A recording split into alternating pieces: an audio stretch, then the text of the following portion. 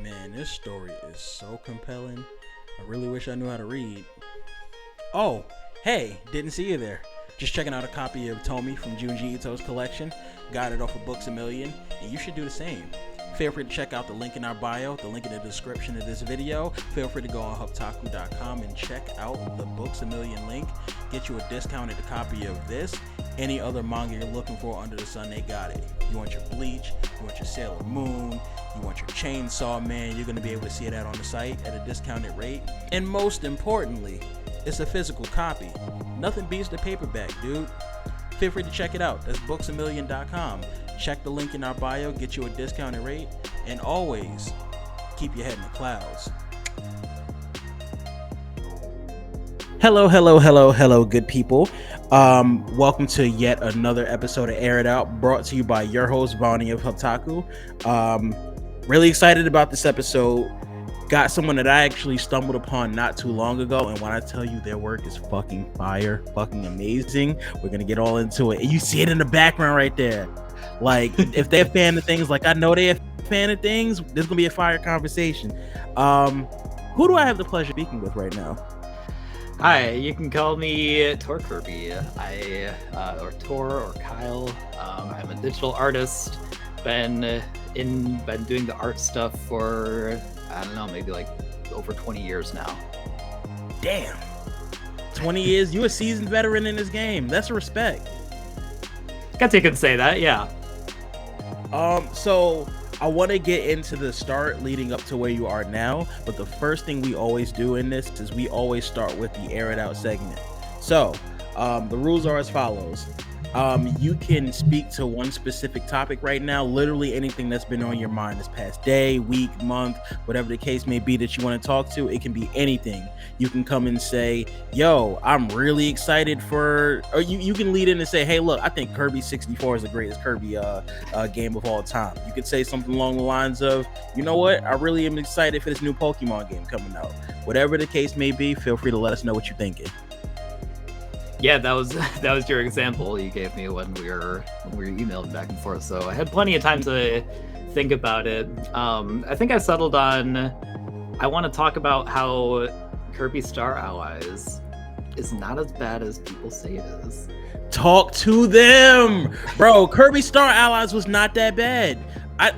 Not a lot of people shit on Kirby games for the most part, starting there. Yeah. But I never understood why people had such a disdain for it. So yeah, the argument I see a lot is it's a safe Kirby game. Like you know you have you go around your grassy plains, you know, all the tropes, all the platformer tropes and whatnot. And yeah, that might be the case. You still go around doing typical Kirby stuff. It had a Planet Robobot. The one before it had set a pretty high bar. So I think a lot of people compare it to that, and maybe in terms of like unique game mechanics, it isn't that more interesting than Robobot, but the amount of love and care and fan service, especially put into the game, is off the walls, man. It's incredible. My thing is, so if this is the game that I'm really thinking about too, haven't people compared this to say like a new Super Mario Brothers as far as it being kind of cookie cutter per se? I've heard that. Yeah, I've heard that too, and that's a horrible comparison. New Super Mario Bros. That has its own problems. It has its own problems. Like I feel like we get this. As soon as they gave us the new Super Luigi Brothers, I'm like, okay, Nintendo, you playing with my emotions right now. Like this was pre the new Luigi's Mansion, pre all of that. I think this was pre Super Mario Odyssey. We got that. I'm trying to think at that point, but Nintendo was fucking around. Yeah. What you mean, Kirby Star Allies or New Super?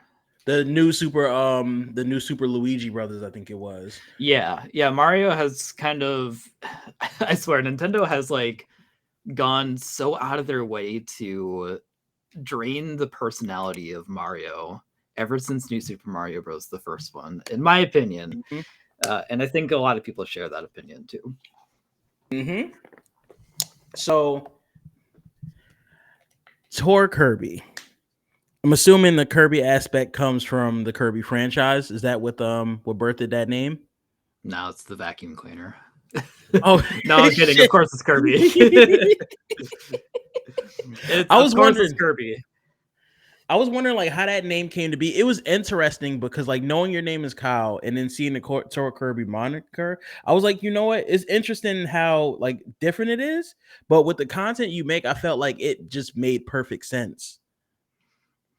I'm glad to hear that.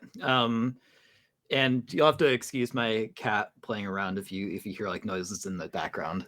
That would be why. Yeah, so Torkirby, believe it or not, was my Neopets username. Bro, oh my Did I just god. unlock some memories? Yeah.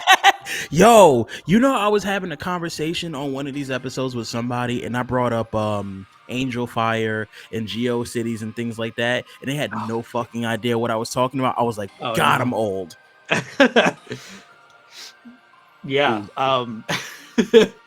It's getting to be there's going to be a lot of people who just don't know what the hell you're talking about. Nah, it's bad, dude. Like GeoCities, is that some kind of I know what it is, but people are just like, is that comes out of some kind of map? Like GeoCities, is that map?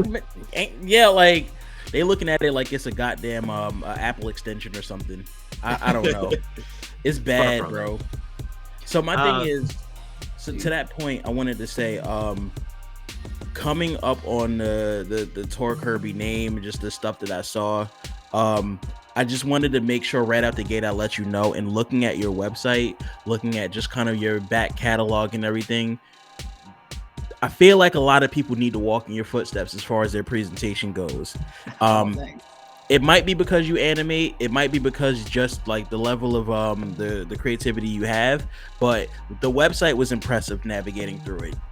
The pieces that you've done were impressive navigating through it. Just and the animation I want to actually get into later on down the stretch, but I wanted to make sure on the forefront people saw, knew, and understood, like, as a creator, the first thing people walk into when they see you are actually either just the body of work you make, the website you have showcasing it. Those things leave a lasting effect on whether or not they even want to work with you.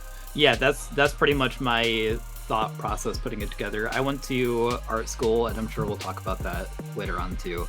And one of my final classes was basically putting together a website. And one of the things we agreed on was like your splash page, like the first thing you should be seeing when you visit a portfolio website is your best work. You don't want to see like navigation, because when employers are seeking you out, they probably have a lot of other candidates to go through as well, so you don't want to waste their time. It's like putting it together a resume. Just keep it simple and to the point. People don't realize like the website and everything, the electronic press kit is literally your creative resume for people to come in and say, hey, I want to work with this person. So carrying yourself with a level of a demeanor, and just carrying yourself with a level of, I don't want to say expertise, but there's a quality aspect that I think is there. And I know that we're in a subjective field such as art, but there's still a standard that needs to be upheld when it comes to those pieces. Yeah, absolutely. Now, you mentioned that the Torkirby name came from Neopets. I want to ask you before. The first question I was going to get into was more so some of your favorite video games in general, but I want to know more about some of your favorite websites back then. Like at that time, you had Neopets was one. What else were you rolling with? I played a lot of RuneScape. Real. I knew I liked you. I knew I liked you. You look like you're a RuneScape kind of guy too. Yeah. Oh yeah. Wait, hey, were you Gothics? Were you Mithril, or which one were you? I gotta be honest, I don't know what you're talking about. It's so far detached from me at this point. It's cool. They had like the 3 houses where really once you started putting money in a room seat, because of course cash grab, why not? They started getting like enhanced armor, like they had the dragon armor, they had a bunch of other stuff. Okay, yeah, no, that I want to say Mithril sounds the most familiar to me. Mithril was the blue on blue. Yeah. Mine was Gothics because blue on green was my favorite. The problem is I didn't actually pay for it and become a member until after people just stopped playing RuneScape. So I'm kind of sitting here like, Yeah, isn't that how it always happens with that kind of stuff? Yeah, so RuneScape. Mhm. Let's see. Kirby's Rainbow Resort. Ooh. I was wondering if you were familiar with that or not, because it's kind of far gone. What system was that on again? What the level name? Not Rainbow Resort. I'm thinking about a completely different game. Wow. Kirby's Rainbow Resort was a website. I just had the brainiest of farts. Well, it's a website name, but the level name came from Kirby's Adventure. That's the final level in that game. That's why. Why. Okay, I was like, why does that sound familiar? I'm like, what system was this? I'm sorry. Yeah. What was that? Kirby's Rainbow Resort was, at least from my knowledge, the first like dedicated Kirby website. It's still up. You can go to kirbysrainbowresort.net. It used to be under the classicgaming.gamespy.com. So it's part of that. And I remember being suggested that, or looking it up through like that old Verizon website hub, back when internet was still in its youth. Your phone plan gave you a it sounds so dumb now, but yo, Ask Jeeves being a thing back then still boggles my mind to this day. Ask Jeeves. But no, Kirby's Rainbow Resort, it was a dedicated Kirby website, and it had info on all the different games. It's kind of like a precursor to fan wikis in a way, where it had info on like breakdowns on what abilities are in what game, what enemies, and so on and so forth. And it also hosted a lot of fan made creations. Like it had its own art gallery, its own forums, and even things like Flash games and whatnot too. Got you. Did you ever like submit to it or want to at one point? Yeah, I was big into the fan art gallery, which again you can see. I'm pretty sure I still have a lot of really old artwork on there. Nice. And I credit Rainbow Resort with like introducing me to a lot of classic Kirby stuff, because I grew up with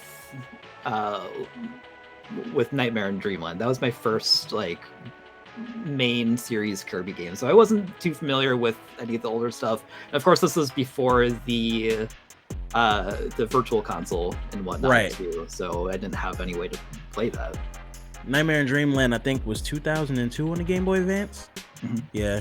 Yep. My very first one, I mentioned Kirby 64 only because that was my first introduction to Kirby. At that point, I was hooked. Nightmare and Dreamland, I never got to play, but like I seen a bunch of Let's Plays of it and loved it. My honest thing I think I need to admit is Kirby Air Ride. I don't know how I feel about that game. Oh no. You know what it is? Like, it was an amazing concept.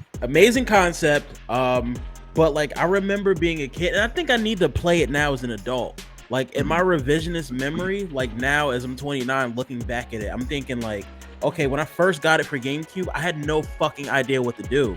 I was just hopping on like things, just flying around stars and stuff like that, and that was it. And I'm like, okay, well, what's the plot? Like, where do I go from here? Were you someone who kind of grew up with RPGs and games that are more story focused? Yeah, story-focused games really were the main ones that kind of drew me, I guess, or so. Like Super Mario 64, things like that. A lot of those related things. Just having that openness kind of set me weird for a second. Like I have no idea what I'm doing. I think that was kind of the fun of it too, because Kirby Air Ride had its free play mode in the city. and I remember playing that a lot and just making up our own games. It gave you one of every different star or vehicle, and you could just kind of role play in there. So like at that point, non-Kirby related, if you had to pick top 3 games, which one are you picking? Top 3 games. Xenoblade Chronicles. Ooh, okay. Would definitely be up there. I always say that game has the best story of anything, like any kind of media that I've ever experienced. Xenoblade for me personally, as I was I played a little bit of it. This was a Wii U, if I'm not mistaken. I had that one. Played a little bit of it. It was fun, but it got to a point where I was so wrapped up with work and other things of that nature, I didn't get a chance to really like dig into it. But the one thing, it's a long game, and yeah. That's on my Let's Play list of games that I need to watch, see through. The one thing I remember specifically and that stuck with me was the soundtrack was fucking amazing. Yeah, it's incredible. I was a little late to the party when I played it, but I just remember just nights of me putting on the soundtrack, not having gone through the whole game yet even too, and I don't know, that stuck with me, just listening to something, and then when I got to that point of the game, I was like, oh my god, this is the context for that song. Right. So you got Xenoblade Chronicles. Yep, Xenoblade Chronicles. Let's see. I like Yoshi's Island too. Nice. Although I think that might be more of like a personal favorite. I don't know if it's necessarily one of the best of the best. I think it did a lot of really cool things at the time. It introduced newer like twists on just like basic 2D platformers, and it still holds up really, really well today. I would agree. I mean, it's, you look at all of its sequels like Yoshi's New Island and Yoshi's Crafted World that kind of try to recapture the whimsy and whatnot, but no, Yoshi. We all know how Yoshi's New Islands turned out. I haven't played Crafted World, but from what I've heard, it's not. Crafted World was a yarn one, right? The one on the Switch, Yoshi's Woolly World was yes. the yarn one. That one was pretty good. I heard that one I wanted to play but never bought. Wanted to play it though. I heard it was great. Woolly World, I think, comes the closest to the original Yoshi's Island.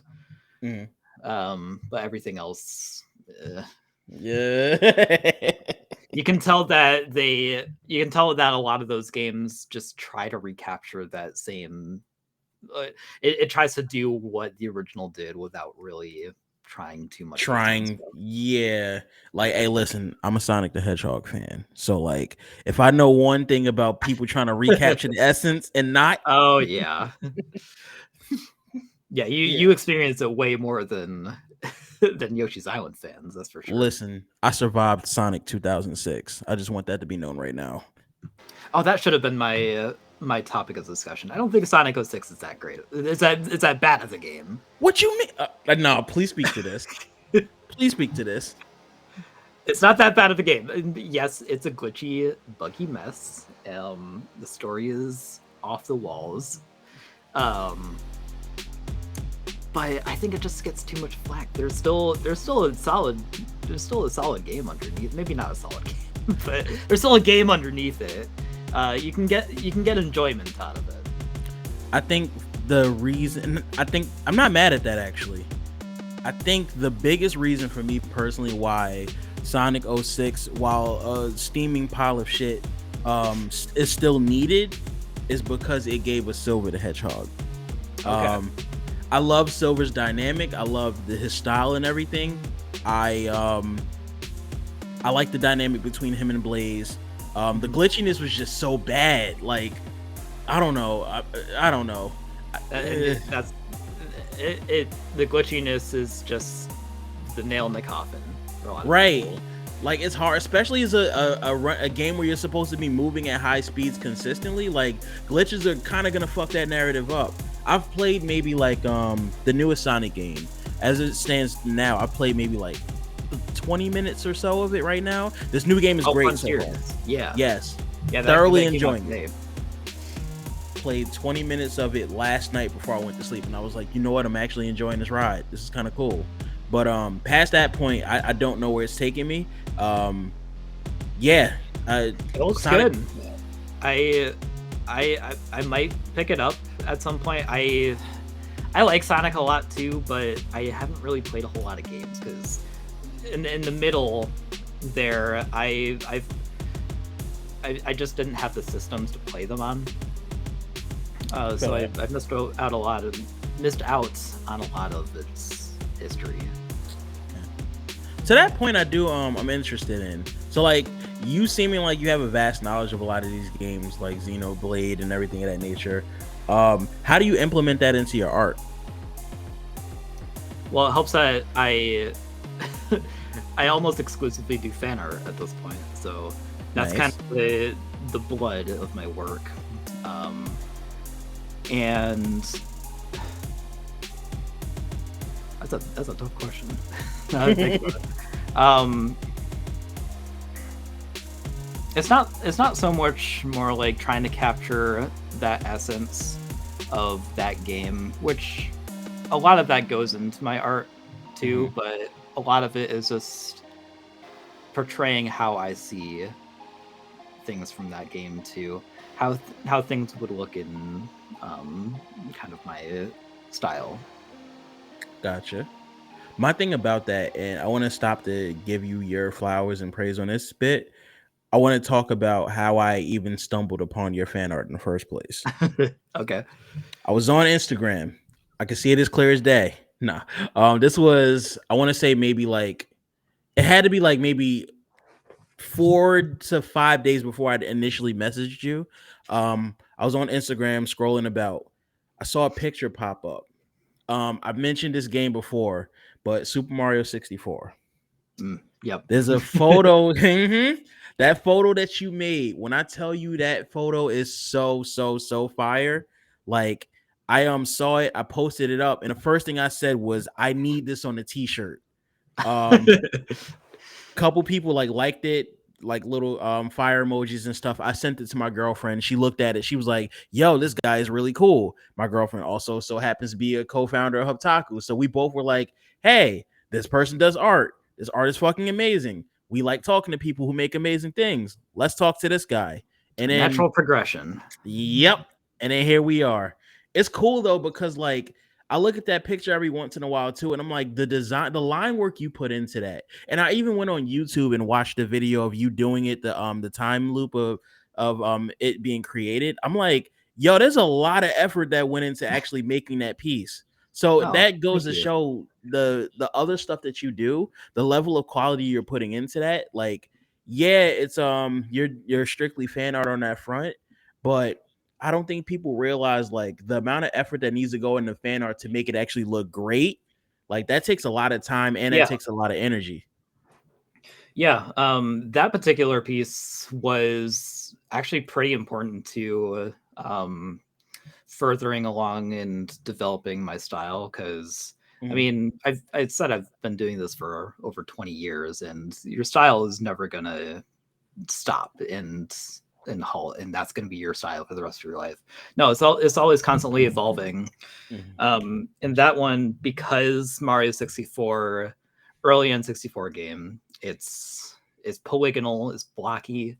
Um, I knew that was something I wanted to capture with that piece because you look at all the designs and the character designs of that game, and they're pretty different than what has come before it and what has come after. They have That's a this fact. just unique look to them, unique and janky look to them that I liked. Um, and I wanted to take the blockiness and incorporate that into my line art. Hmm. So now you'll see some of my newer pieces when I'm doing like curves. You'll see like more of an It edge make to it. more, yeah, more. It feels like a polygon in a sense, almost not fully, Yeah. but kind of, sorta. Yeah, it's not like the sharpest edge in the Hmm. world, although I've dabbled in that too. But just giving it some sort of texture almost, I guess. I think that I found that really appealing, and I just Yeah. kind of stuck with it. When I like first got into a bit of just design work myself, um, I was very scratchy with like a lot of lines, grunge all over the place type thing. Mhm. So like seeing something like that, and just the thought of you saying it kind of just over time, you start at one line, but you never fully stay the same style going forward. It shifts, it bends. I think that's a testament to just life in general too. Like Yeah, we as people don't really stay the same going forward. So the art that we create, which is supposed to be an appendage of ourselves, that also bends, that also changes, that also evolves with us. So yeah, no, that's absolutely true. Um, and I, it's a little cliche to say, but it's always more about the. It's never about the destination. When it comes to life and art. hmm That was a piece of advice my college or no my high school art teacher gave me that really stuck with me. and I'm glad you mentioned that college piece, because I did want to segue into that. Like, walk me through the Torkirby of high school, the Torkirby of college. Just one, how different they were with their art styles. Two, how different they were as people. And three, how different they were as far as their expectations with their art. So where do I begin? Where do I begin with this? Um, I was never really properly trained um, before maybe like mid high school. Um, I had a lot of art classes there, and at the time, I mean, I considered myself a good artist. Everybody in the classes considered myself the artist of the group. So when I'm suddenly being told that this is how you really should do stuff, and I want you to do these drawing from life and still lives and stuff, Still I'm like, live. Oh my god. yeah, of course I'm gonna say, what does this have to do with anything? Mm-hmm. I'm good enough already, and not to be like facetious and everything like that No, too. not even to, not to cut you off, but like when I was in art school in high school freshman year, I quit because they wanted me to draw like trees and backgrounds and stuff. I'm like, I don't want to do this shit. What the fuck? Like, I want to Yeah, draw anime. it's pretty common when high school or college art instructors just say don't draw anime, and there's some truth in that. I think that I've heard a lot of stories about teachers who go about the wrong way. Mm-hmm. Of course you can draw anime, but drawing from life and having that knowledge of like how the anime style uh, becomes the way it is, that's Mm-hmm. important. So in late high school, I I went to like a small little clinic. Mm-hmm. My high school art instructor knew, I guess you could say, like a professional artist.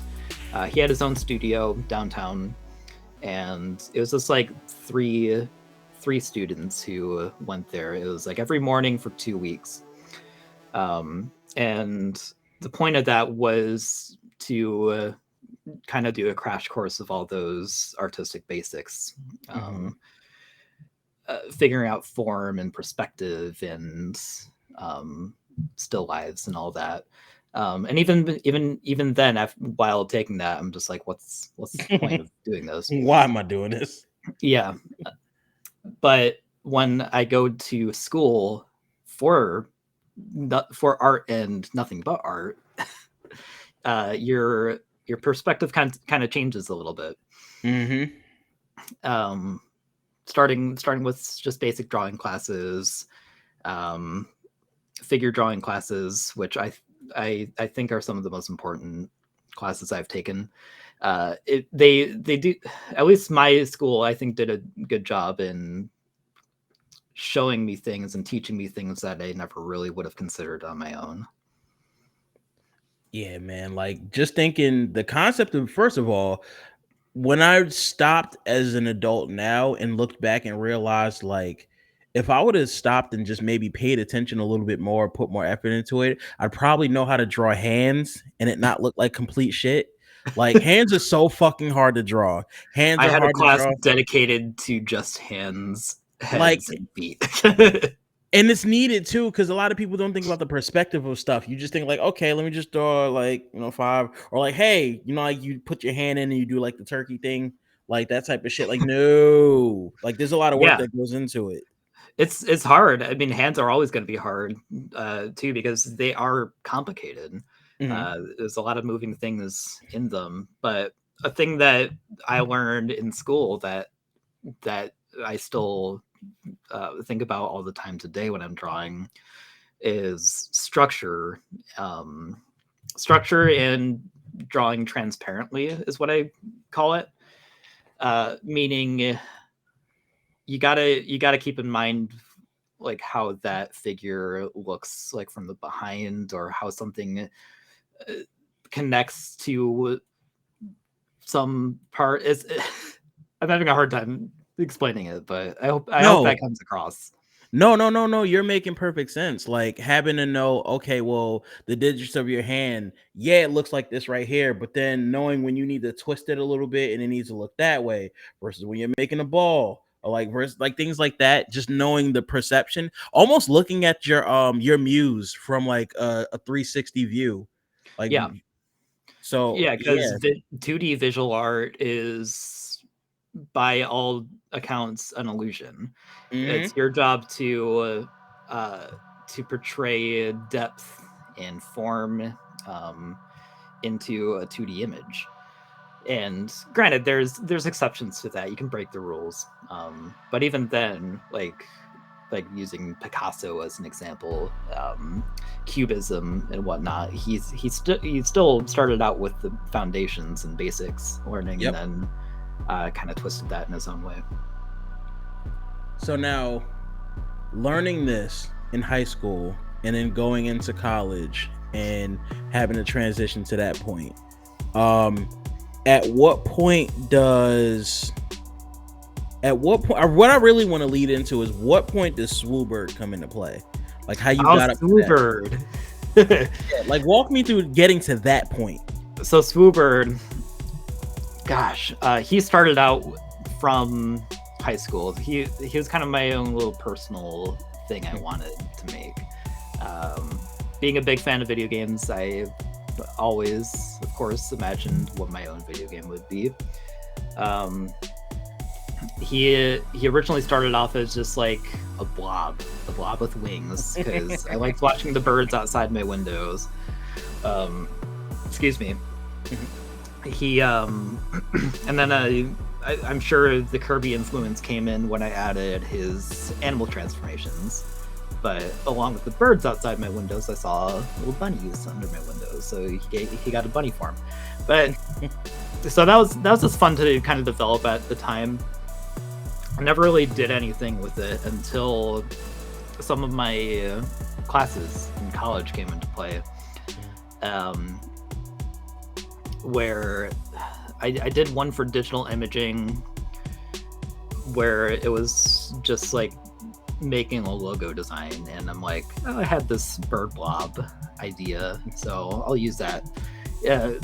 Which I guess bird blob or Swoobird was just kind of my guinea pig of a lot of my college projects, and over time it developed. I got feedback from the outcome of those projects, and he kept developing. The moment when Bird Blob became Swoobird was when I was home one summer cutting the grass or mowing the lawn, and these birds just literally kept swooping down near me as close as possible. And I think that's because of like the bugs and whatnot lifting out from the grass when I was cutting it. But they got really close, so I'm like, I should use this and use this as a muse. Yeah, like let me incorporate this in. Isn't it cool how you could like look at just something completely random that day, like a bird flying in completely close, sitting on something, or just like moving in a specific manner. You randomly see bunnies, like you said, and then it's like, wow, wait, I can use this and turn this into something artistic. That's the creative's mind. That's how creatives' minds work. How did that lead into Randy's treasure hunt? Randy's treasure hunt was my first animation class project, Oh, which I think is kind of backwards oh, that we did a full animation 1 and then like the basics animation 2, but yeah. that's another story. Um, the idea for Randy, he's not related to Swoobird or anything. I just going into college in my last year of high school and thinking about preparation for applying to colleges and whatnot, I Hmm. needed more portfolio pieces. Right.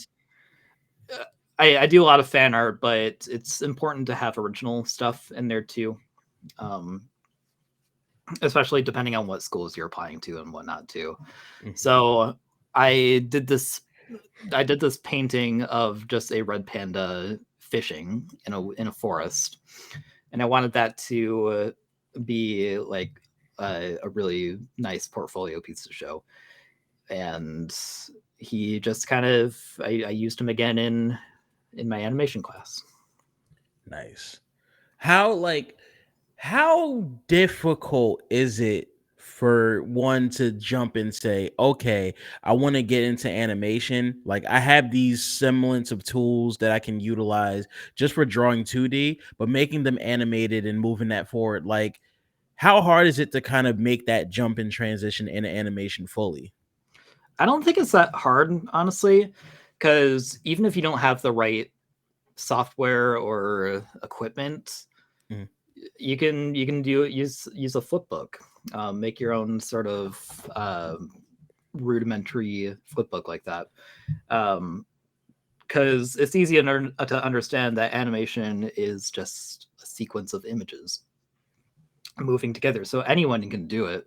It's just a matter of learning how those images, how like what the different ways of how to make an image move that makes it look better. Right. There is you'll hear any animator say this, but there's an amazing book called The Animator Survival Kit I've by heard of that book. yeah, it's by Richard Williams. He's the director of Who Framed Roger Rabbit. Uh, Oh, that's yeah, why. yeah. So uh, amazing veteran in the industry. It's That was got such a literally everything smooth you need. That was such a smooth movie too. Like the animation behind that.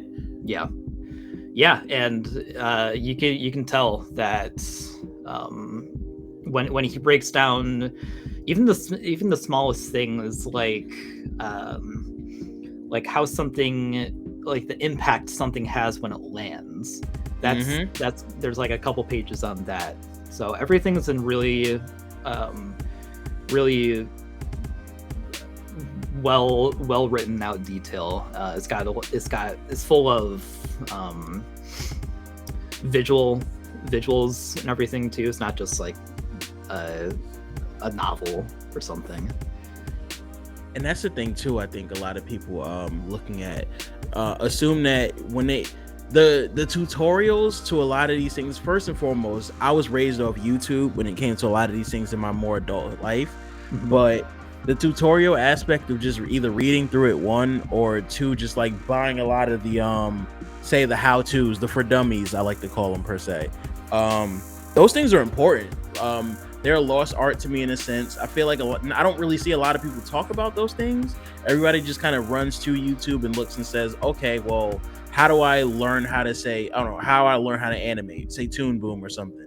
Just go on a Toon Boom animation tutorial on a website, when I feel like the difference of just reading it per se and kind of just trialing, erroring it that way, It's a bit of a lost art. Like I think a lot of the things that I learned when I was younger coming up that I still feel like I mastered to this day versus going on YouTube and just kind of picking it up that way. It feels like while he keep having to go to YouTube to keep having to figure out like, okay, how do I do this again? How do I do this again? I'm not really registering it like that. Yeah, I do that all the time. I use the Adobe suite of software, and I'll come across something that is so specific that I would not know what to do. But there's always a tutorial or there's always a video that shows exactly what I need. I feel that the trial and error aspect though, like I miss it personally. Yeah. But YouTube still never like still always holds me down though, I will say. Can't even lie about that front. Yeah, and YouTube is still a good source of information and knowledge. There is, I remember watching a series of videos that go over the 12 principles of animation, which is another essential thing if you want to get into animation too. So it's not like it's totally void of good tutorials or basics. You mentioned that you're strictly fan art going forward. Would your books ever open up, say, if somebody wanted you to animate original content? Yeah, totally. I'm not so much. I haven't done animation in a while. It's time consuming, That's a and I don't fact. have the most time in the world. But I still love doing it. I have done animations for people, like contract work, commission work.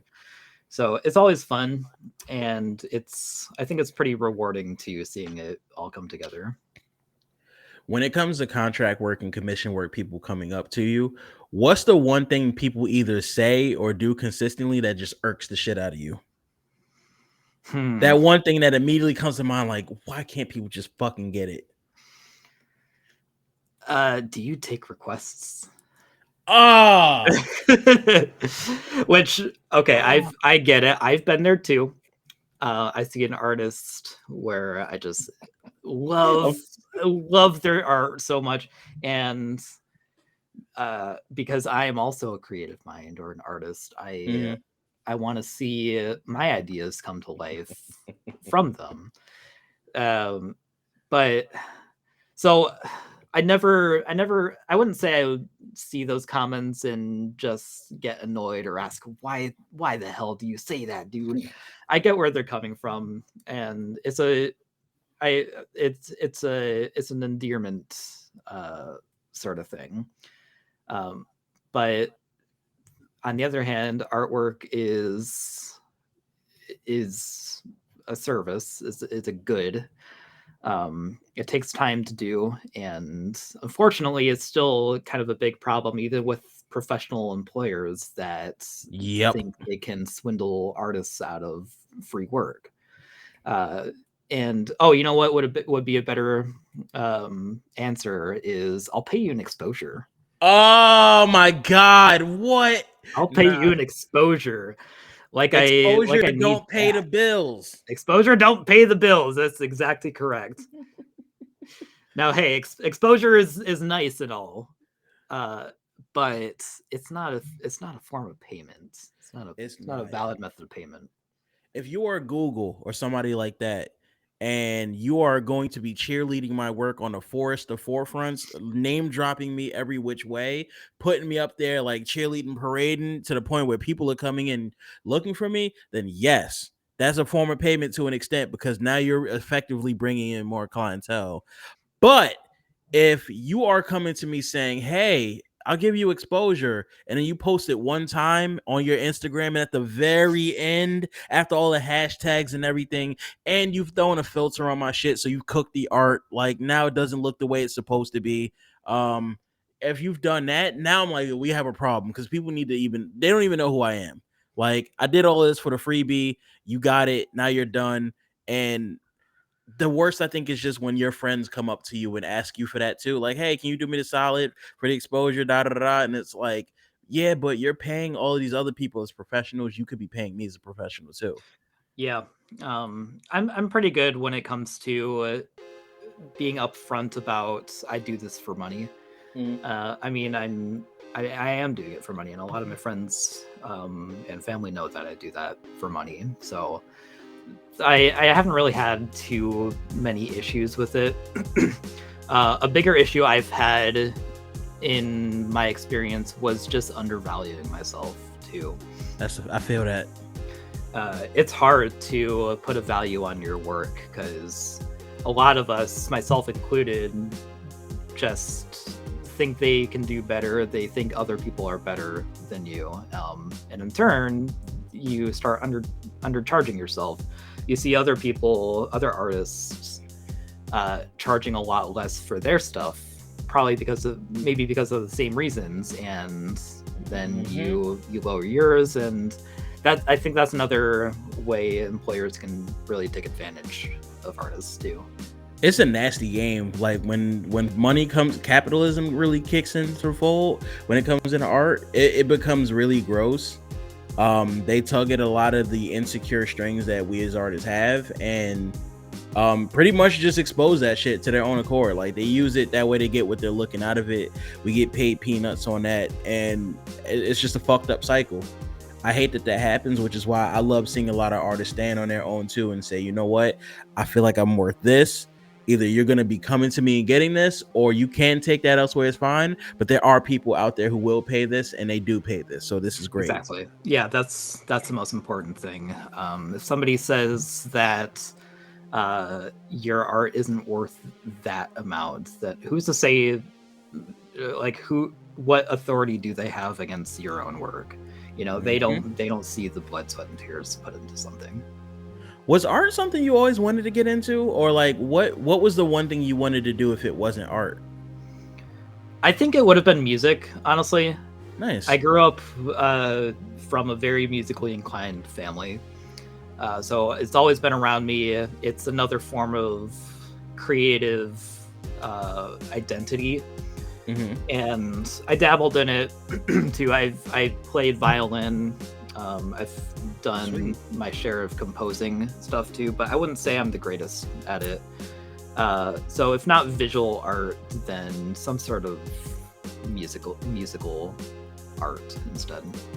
Regardless of the fact art would have still been in your blood. Yeah, no, absolutely. As far as like if it's been my plan from the very get-go, probably I would say that it was my natural thought process to say I want to go to art school. Back when I was in high school too, it's like, of course I want to do this. This is literally what makes me me. I feel that.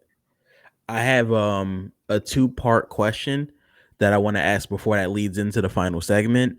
The first part that I want to ask is, what is the ultimate goal for this art that you're creating? Oh, well, again, I think I mentioned before that it's not about the destination; it's about the journey. I like that. But of course, I can't give that answer. um, I have long term goals with my art, and I've recently been thinking about that. Because I like doing the line art process so much, I think it'd be really cool to become a an inker for Ooh, comics. that would be really cool actually.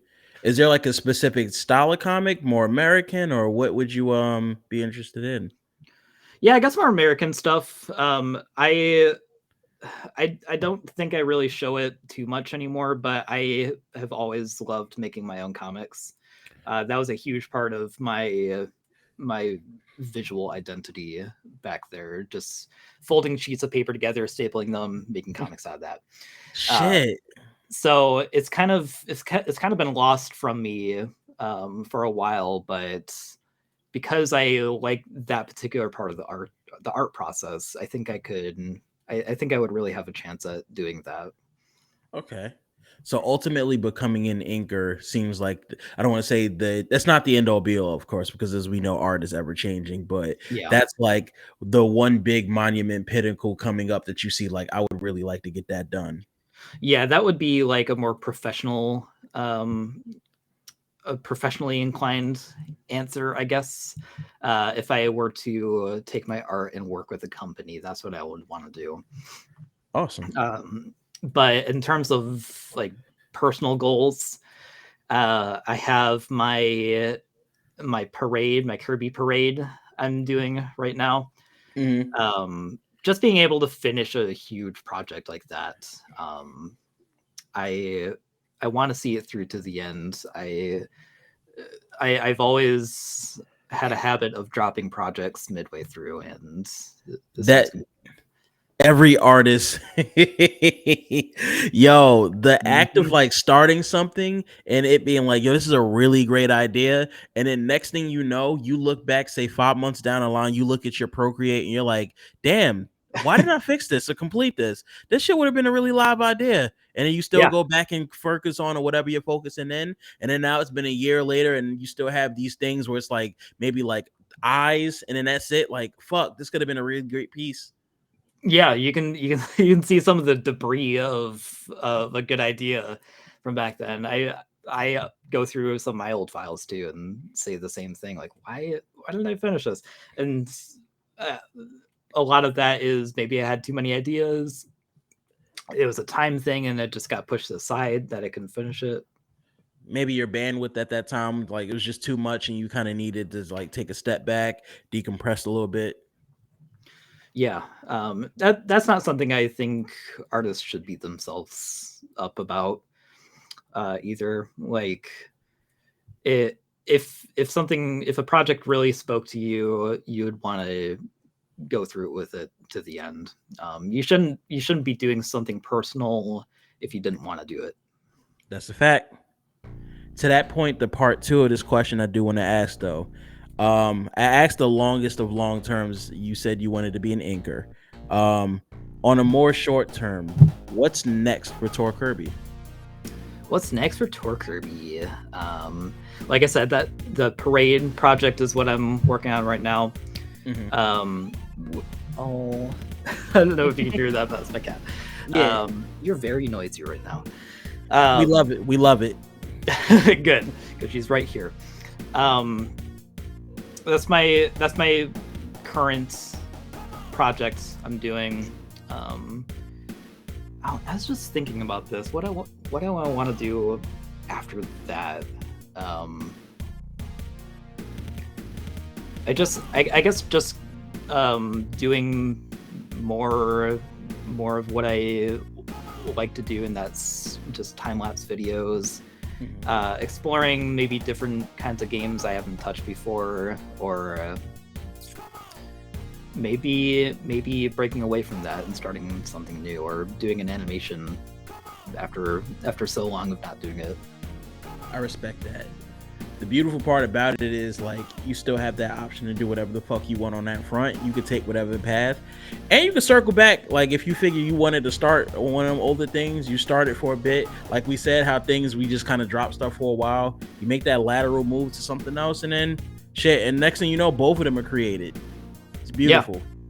Yeah, and maybe something will come up that sparks a new idea that I want to do, that I'll want to do too.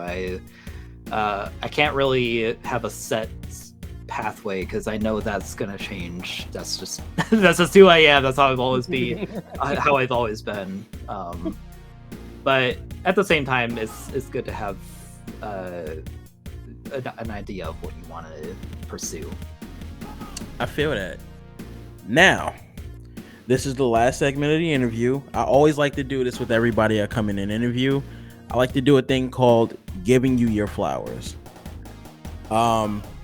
So for starters, as I've mentioned, what brought me into this was seeing that Super Mario 64 photo, which by the way, that shit needs to be on a t-shirt or something. That shit, I don't know where, but like it's needed. It's so fire. Like I'll get you a t-shirt. We'll hey, we'll make it work.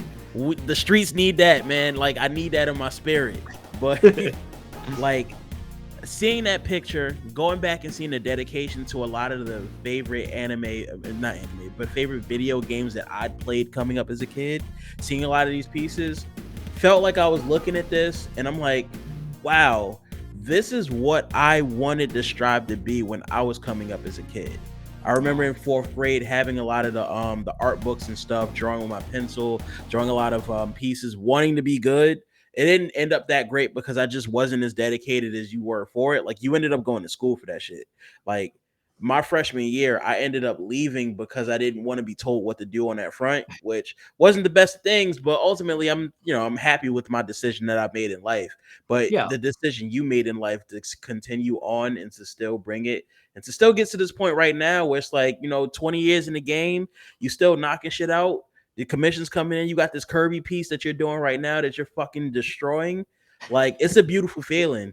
So I don't want you to ever, not to say that you do, but I don't want you to ever stop for a second and feel and look like, damn, this stuff that I'm doing, is this shit really all worth it? Like, is this all for naught? I'm kind of just sitting here drawing and drawing, but what's next? Like, Oh, absolutely. I've of course had my share of those kinds of thoughts too. Like, what's the point of all this? I shouldn't have went to art school. And by the way, if art school doesn't work for you, then it doesn't work for you. Yep. There's still plenty of people who just don't need it and can really self-teach themselves that kind of stuff. That's a fact. Maybe for me it helped out in a way, but that's not like it's not like the most absolutely necessary thing to do if you want to be a good artist. And it's never too late either. Like, with me being 30, if I really wanted to, I could go back and like make a strong push for it. Like, I shouldn't be ashamed of that either. Yeah, that can be said about anything. If you have the drive and desire to do something, it's never too late. I have a lot of people who say I wish I could draw as good as you. And how do I draw? I could never start drawing. I can only draw a stick figure. Well, there's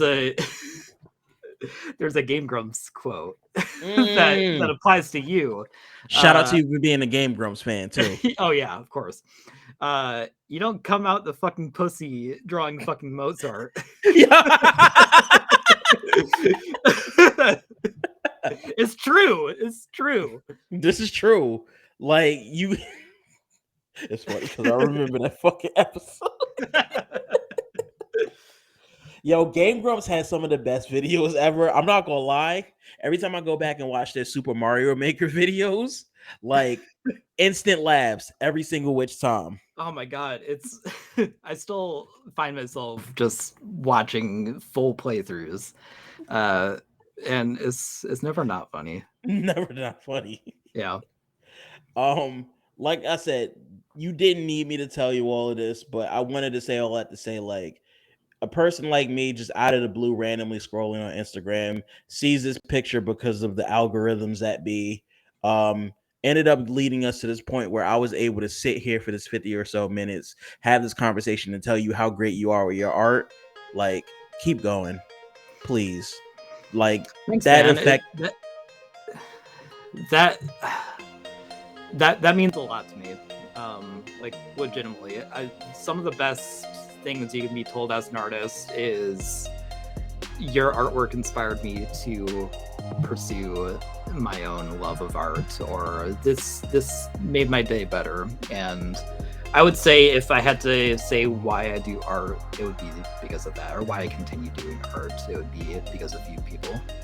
Hey, listen, and the aim is people like you doing that. We at Hubtaku want to make sure you have a home that is going to fully push that and push more people to come to you and tell you, listen, this Super Mario 64 piece is fucking fire.